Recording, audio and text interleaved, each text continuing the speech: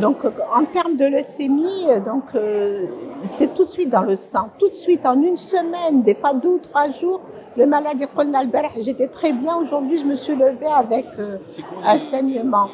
Alors, la leucémie aiguë, c'est des cellules anormales qui commencent dans le sang, dans la moelle qui fabrique des cellules sanguines, qui fabrique des globules rouges, des globules blancs, les plaquettes. Donc, ça commence à ce niveau. Donc, il y a des douleurs, puisque ça commence dans le squelette. Donc, il y a des douleurs osseuses. Et puis, il y a l'anémie.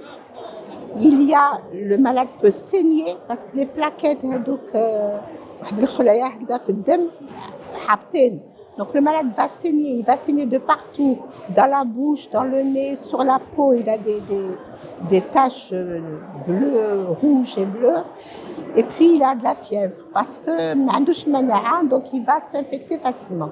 Donc vous voyez, c'est un tableau qui est lourd, qui est dur. Ces malades-là, on ne peut pas les traiter en externe, on ne peut pas les traiter en hôpital de jour. On est obligé de les hospitaliser. Et de les hospitaliser, le service il est particulier en hémato. Les malades doivent être isolés, dans des chambres tout seuls. Pourquoi ? Pour pas qu'ils s'infectent plus, et puis pour les prendre en charge d'une manière comme c'est de la réanimation. C'est comme de la réanimation. Donc ça, c'est les leucémies aiguës. Mais ce qu'il faut savoir, c'est que beaucoup de progrès ont été faits pour ces cancers très graves. Pourquoi ? Parce que on arrive très facilement à les diagnostiquer. Il y en a dans le sang, il suffit de faire une prise de sang pour les diagnostiquer.